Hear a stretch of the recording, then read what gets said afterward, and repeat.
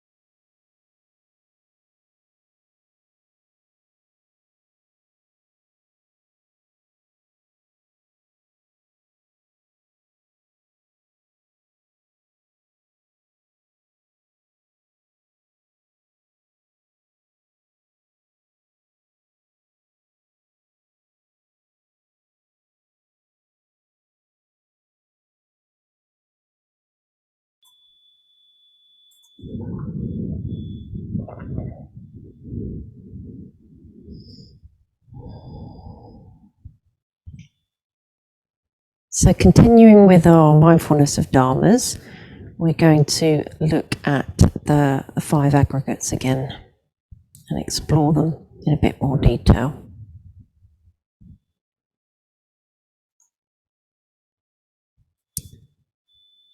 So we're going to go over what they are, why to be mindful of them, and then do a meditation practice on the mind.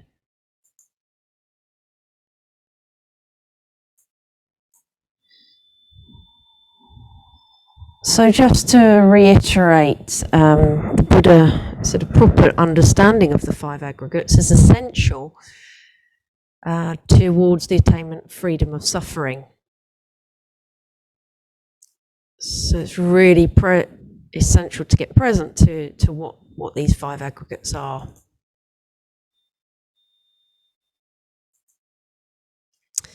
So let's take a look at them.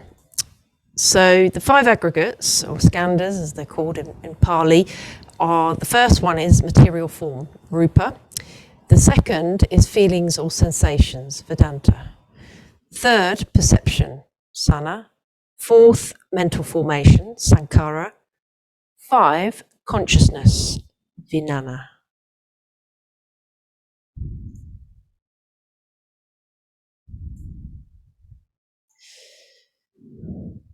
So the 5 aggregates, or the sankhas, represent the constant structure of the human psychology, as well as its pattern of evolution and the pattern of evolution of the world. The aggregates are also related to blockages of different types, spiritual ones, material ones, and emotional ones. So if we are having a block to our practice, then it's perhaps to look into what is going on within those aggregates. So breaking it down, material form, 5 physical organs, ear, eye, tongue, nose and body, and physical objects of the sense organs are sound, sight, taste, smell and tangible objects. The inner body feelings of thirst and hunger, so it's feelings associated with having our thirst quenched. So you become what you are seeing, hearing and feeling. So our senses, understanding the 6 senses and how each one of them works, will also give you the wisdom to be able to refrain from things and also just to understand how they work. Number 2, feelings and sensations. So mostly they come from a judgment and we pass on perceptions, and it's something we've gained through experience of the 6 senses. So it's 3 types. It's pleasant, unpleasant or indifferent. and these are the basis for aversion and attachment. They don't create karma because they just come automatically. It's not something you can just stop. Feelings are related to being alive. If we're not alive, we don't have feelings. And just get present to this, that these 5 aggregates are not eternal and ultimate in nature, but they are conditioned. This is the key takeaway from this is that they are conditioned, they arise from circumstances and causes. Like all phenomena, they come and go, endure and change and disappear. Third is perceptions. So the capacity to recognize and conceptualize things by associating them with other things. It's the knowledge, so sana means the knowledge, which puts together. It does not create karma. The recognition of names, identities, sensory levels, and it's just representing the discernment of those 5 objects of senses. Our perceptions are soaked in this judgmental mentality. 4 mental formations, so 6 forms corresponding to the 6 senses. This is linked with karma because it's volitional actions that create karma. So just as mind states express intentions, which then lead to actions, these emotional states cause us to act in a specific way, and those actions cause and affect our karma. So our mental attitudes and concepts are formed by habits that are totally conditioned by physical and external circumstances, and they are enslaved by those circumstances. The 5th one, consciousness. So we perceive our separateness from the surrounding environment. We process the other skandhas to form a streaming series of thoughts. Consciousness depends on all the other 4 aggregates. It does not exist independently from them. So when A arises, B arises. And it breaks down consciousness into those senses. So the eye consciousness, ear consciousness, recognizing sound, nose consciousness cognizes smell, tongue consciousness taste, body consciousness cognizing tangible sensations, mind consciousness, which cognizes objects of outer senses. And they're all dependent on the other aggregates. Okay, so why to be mindful of 5 aggregates?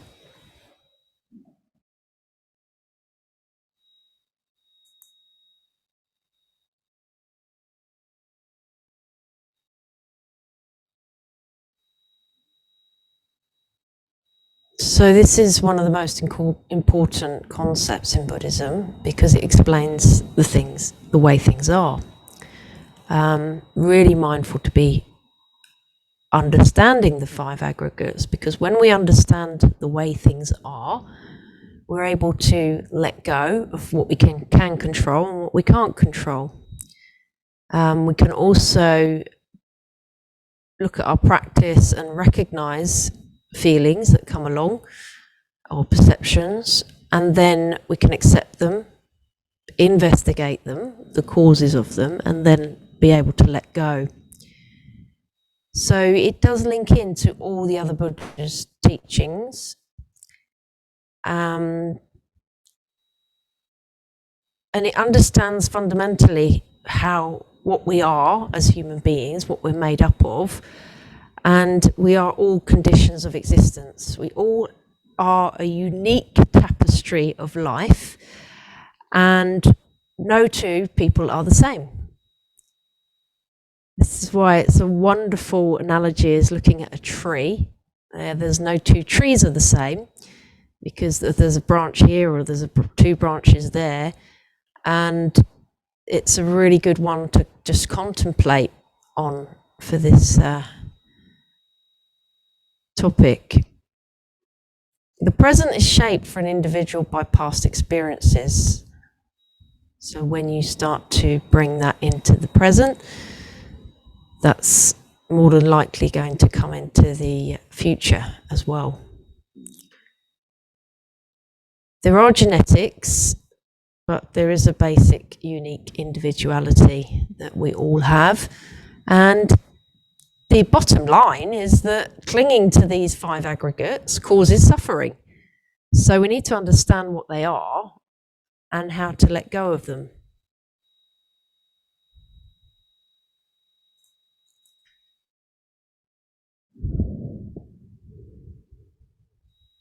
This is a really good analogy. The mind is like the sea, which can be rough on the surface, with mountainous waves stirred up with ferocious wind, but calm and peaceful at the bottom.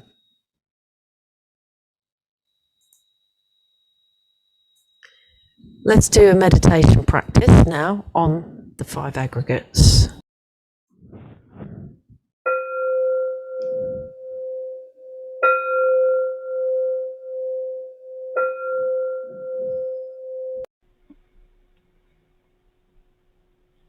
So getting into a comfortable position for this meditation,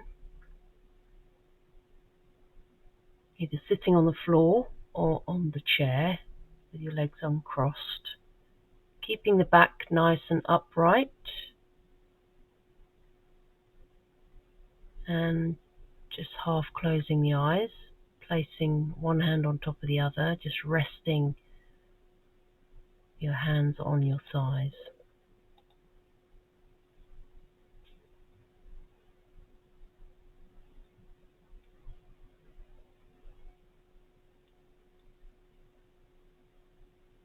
Taking a nice deep breath in, and as you breathe out, relaxing your shoulders.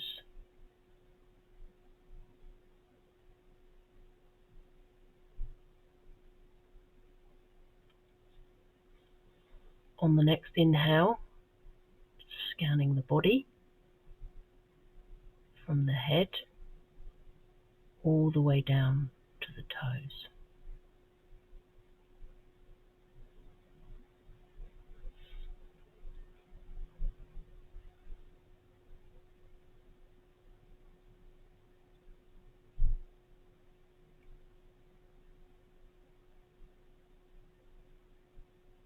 Now checking in with the mind, and just note what's there.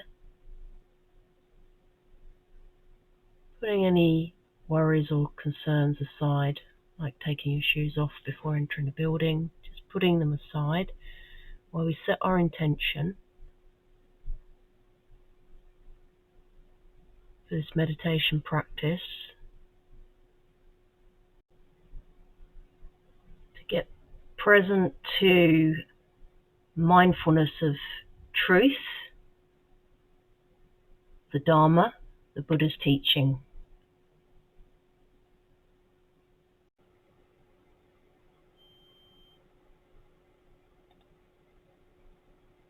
Getting present to the truth on the 5 aggregates. So it's about seeing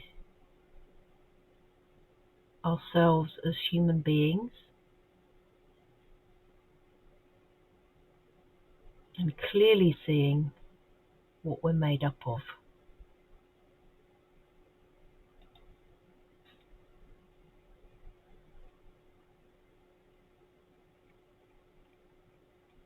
This is one of the fundamental teachings from the Buddha, because it explains the wisdom of the way things are.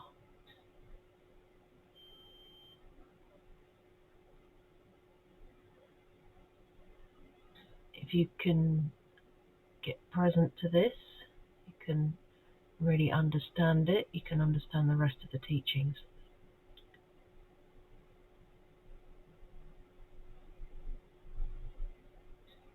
So each individual, you and I, come into the world with certain attributes, these conditions of existence.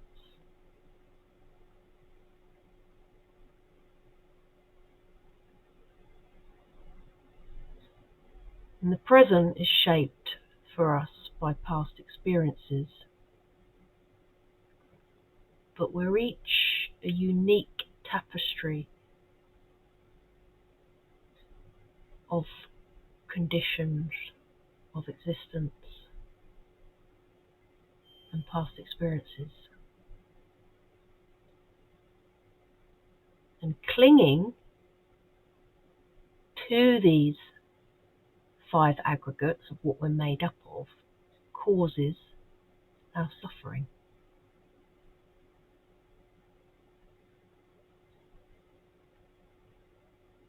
Because the mind is like the sea, it can be rough on the surface with mountainous waves stirred up by ferocious winds, the 8 worldly winds.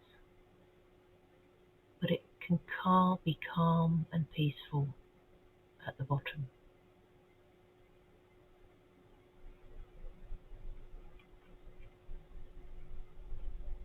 So getting present to these 5 aggregates, this meditation,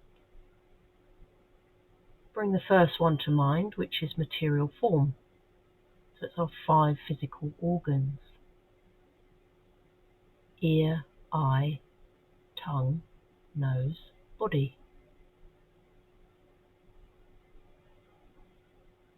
And then the physical objects of the sense organs: sound, sight, taste, smell, and tangible objects. And just get present to those right now.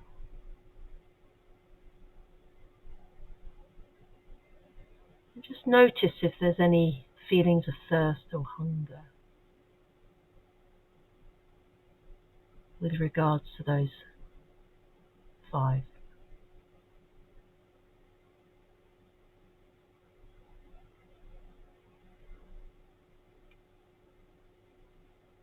So bringing the second aggregate to mind, feelings and sensations. So these sensations are the judgments we pass on perception that we gain through the experience of the 6 senses. So it can be pleasant, unpleasant, or indifferent. And they provide the basis for aversion and attachment, but they don't create the karma.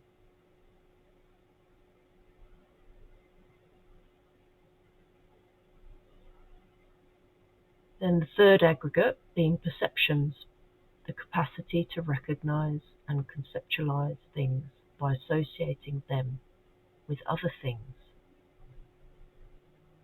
Things go with things.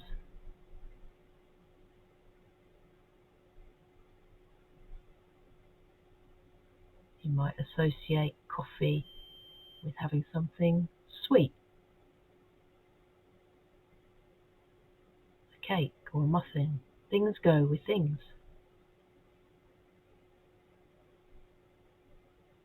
But it doesn't create karma, it just builds knowledge that's all put together by conditioning.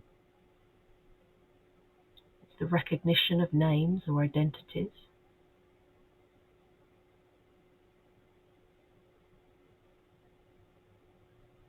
So it could be a perception about a person or a perception about an activity.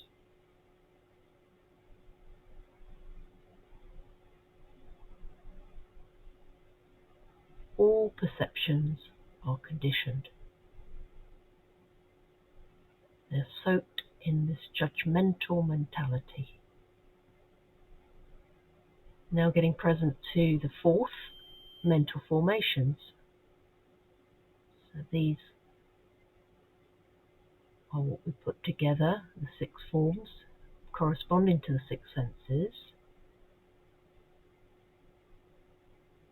And these are linked with karma because they are volitional acts.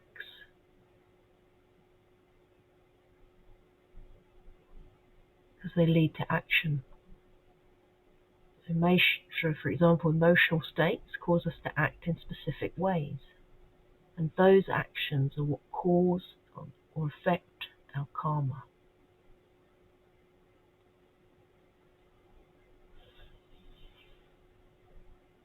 So our mental attitudes and concepts are formed by habits that are totally conditioned by physical and external circumstances, and they are enslaved by those circumstances. So just get present to that. Perhaps you can relate it to alcohol.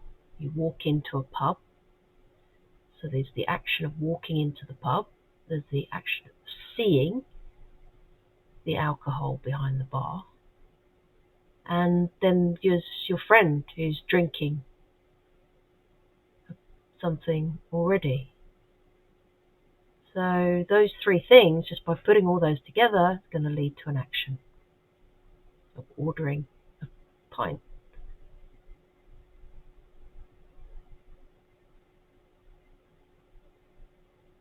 Because that's what you've done before in that circumstance.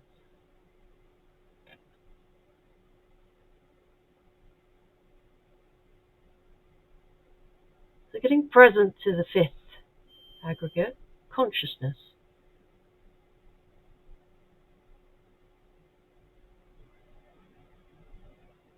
So we perceive our separateness from the surrounding environment. We see ourselves as separate, this identity, but we're not. We're all connected. That's the truth.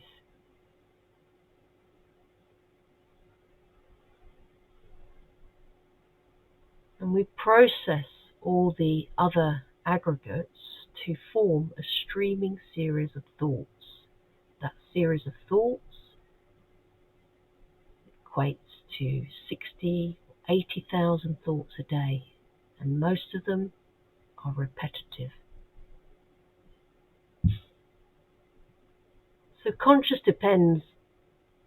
just depends on the other aggregates. So it doesn't exist independently from them. So when A arises, B arises.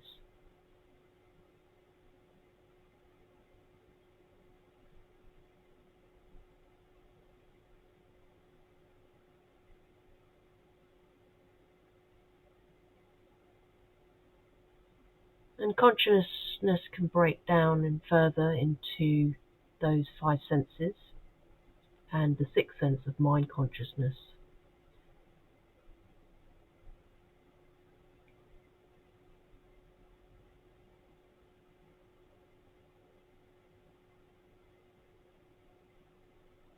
So opening your eyes now, looking at eye consciousness, recognizing visual objects and breaking that down, closing the eyes, looking into ear consciousness, which recognizes sound. Now checking in with nose consciousness, which cognizes smell.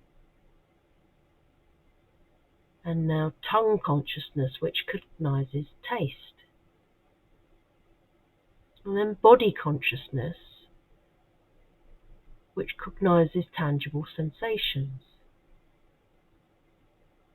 And then finally get present to mind consciousness, which cognizes objects of outer senses, such as sounds, sights, as well as mental objects such as concepts, ideas, images, or abstract notions. But they're all dependent on the other aggregates. Consciousness doesn't exist without them.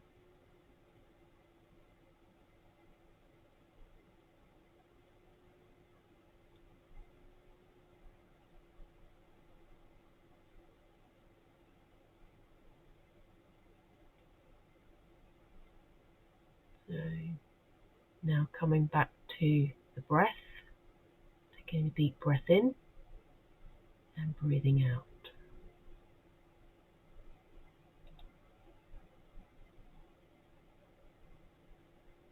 the next inhale, just scan the body from the head all the way down to the toes.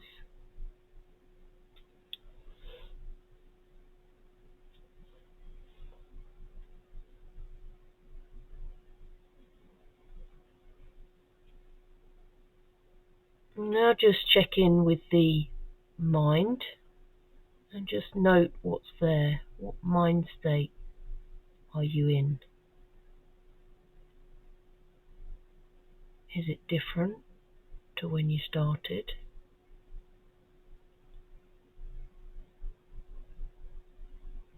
Just note what it is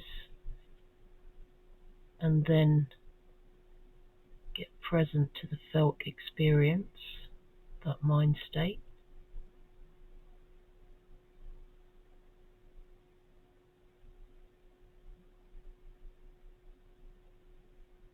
And then perhaps investigate where it's come from.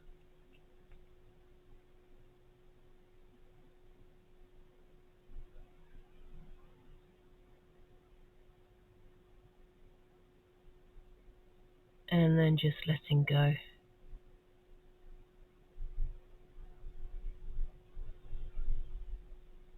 Getting ready to open your eyes and come back into the room.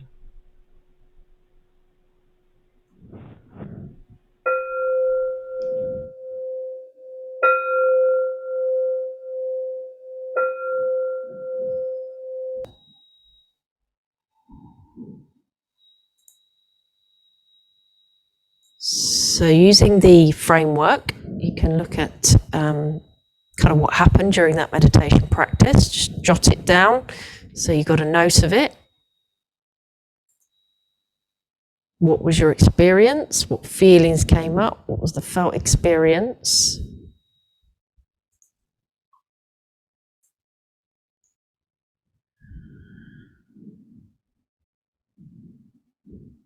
Okay, so this is a really nice quote here.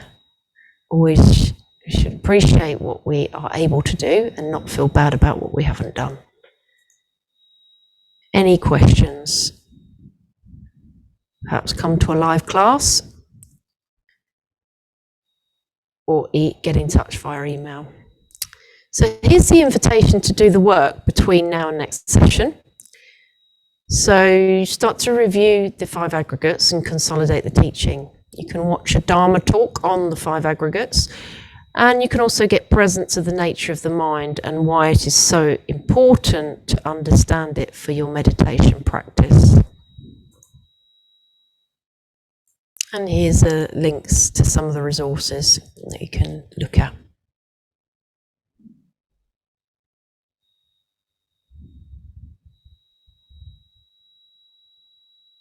And just open this from the attachment and you can click on those links. Next topic we'll be looking at is mindfulness of death and doing an insight meditation on this.